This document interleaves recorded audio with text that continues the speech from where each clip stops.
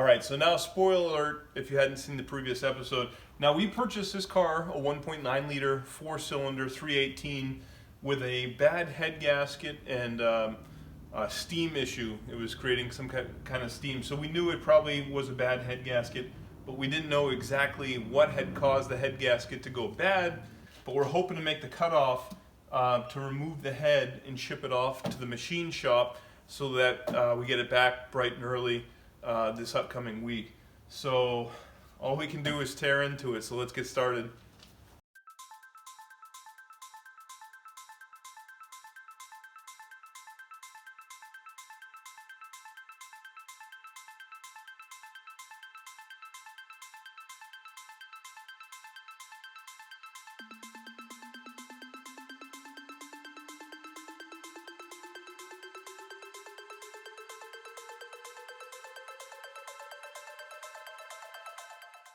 So as you can see, in just a couple of minutes, we were able to get a big chunk of all the plastics out of the engine bay here.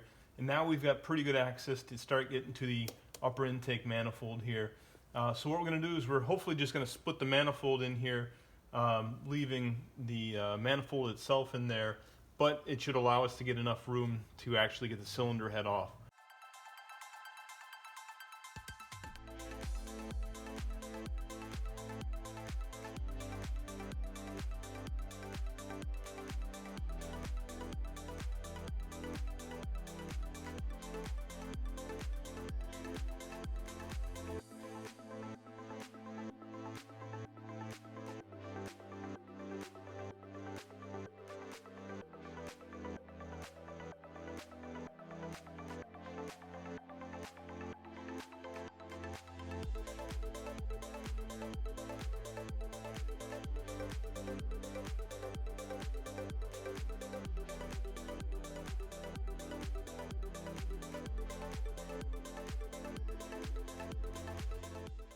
All right, so what we did here, you can see the lower intake manifold is actually still there.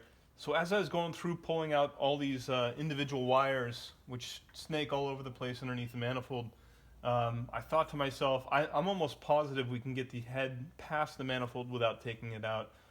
We know this is getting sent off to the machine shop. I don't know exactly when I'm going to have a chance to throw it back together. So the longer the time in between taking it apart, putting it back together, the chances of me messing up when I put this thing back together go up.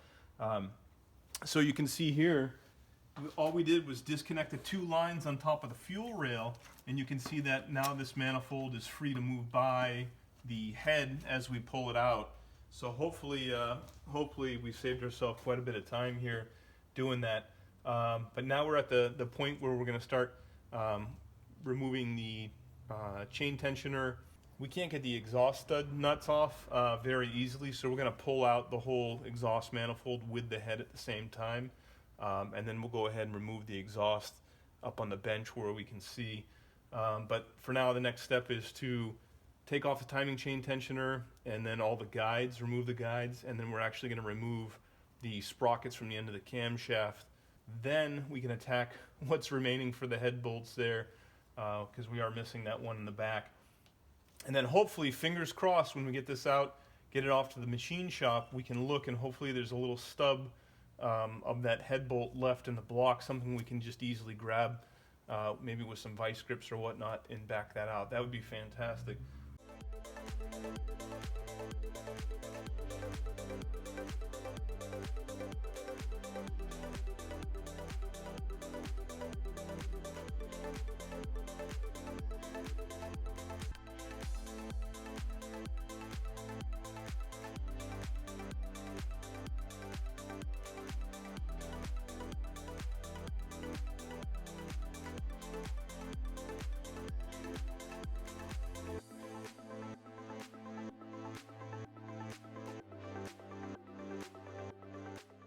As far as I can tell, the motor's never been taken apart, which is, again, pretty rare, but just going by the records that I have in conversations with the previous owner. But some of these head studs, I mean, they felt like they were going to snap coming out, and then the one next to it was loose. So I don't know. I guess that's just the way it could be. You know, when one of these studs lets loose, Maybe it's just 25 years of heat cycling. I have no idea. On the funny side of this, I keep counting 10 because I know there's 10 head bolts for this engine. So I get to 9 and then I stop and I'm looking around and oh, that's right, one snapped off inside the block. So we're just gonna go through. We're gonna pop out these bolts now with a magnet, and then hopefully pull this head off. All right, so here we go. The remaining 9 head bolts. Luckily, none of them were broken. The one thing I will mention is that when we first took that valve cover off, we saw quite a bit of buildup, and I just kind of chalked that up to condensation, due to the fact that the vehicle hadn't been run for long. But now that I get a chance to really look at this and kind of smell everything, it's definitely fuel. So fuel was leaking into the motor, into the top end. But I think probably what happened was this fuel was getting mixed up into the oil here. And you can tell, I mean, the oil's stinky. But I think what had happened is that the gasoline probably washed away all that oil sitting on the lobes here, and probably wore it down pretty good. Aside from that, I think we're ready to give this thing a pull and see if she comes apart here. Let's see if we've forgotten anything here. Yep, she's still on there. There we go. Now she's coming. Good thing I ate my Wheaties, and now I've just got to pull the entire head assembly and exhaust manifold out with my bare hands. So here we go. And now we have just enough access to get to the Y coolant connector in the back of the engine there. All right, awesome. This head's coming off today.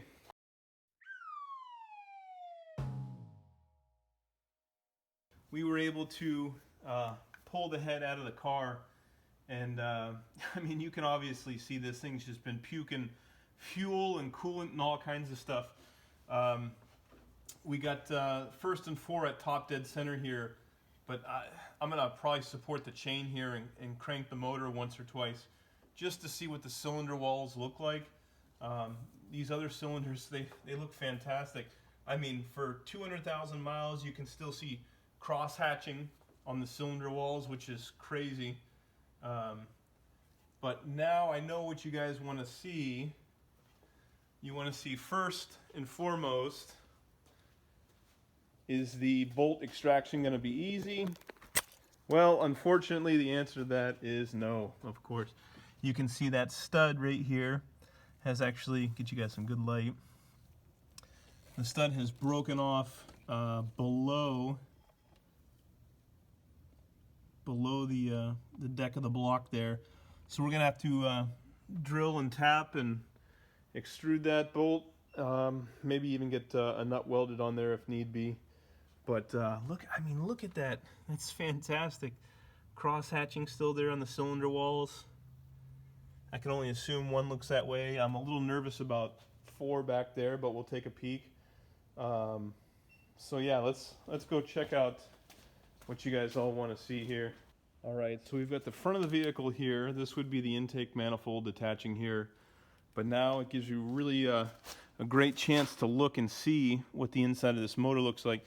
You can see this is the old head gasket. And this is absolutely destroyed.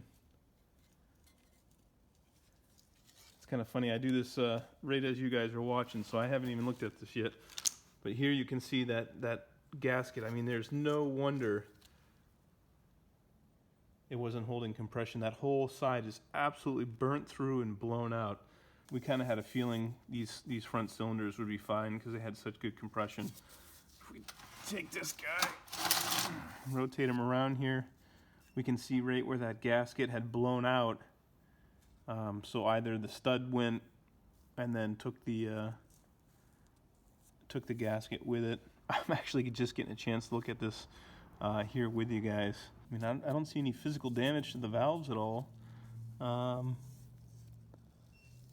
Again, we're going to send this to the shop to get pressure checked and whatnot. All right, so one more thing that we just happened to notice here. I mean, this is so covered in coolant and everything else. This being the rear of the motor, this plastic Y is kind of known to fail. But what's crazy about this is I haven't even touched these yet, but these bolts are only finger tight on both sides, I believe. So I'm wondering if this wasn't leaking coolant to some extent here, and you know, air bubbles and whatnot getting into the system are not ideal. So I wonder if this had an air pocket around, cylinder got hot, blew that gasket out. I mean, that was incredibly loose. Yeah, pretty gross. Anyway, let's go ahead and get this all squared away, get that manifold off. All right, so we got just a little extension here. I was able to go on and tap this on to seat it fully, and then come back with a wrench and just really easy tighten and then loosen, and then just that little bit of work on all these has actually been able to crack all these free.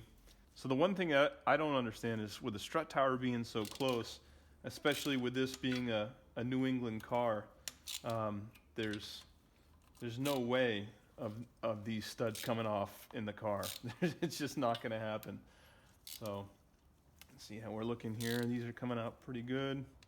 So I'm just going to go ahead and zap the rest of these off, and we'll pop off this exhaust manifold.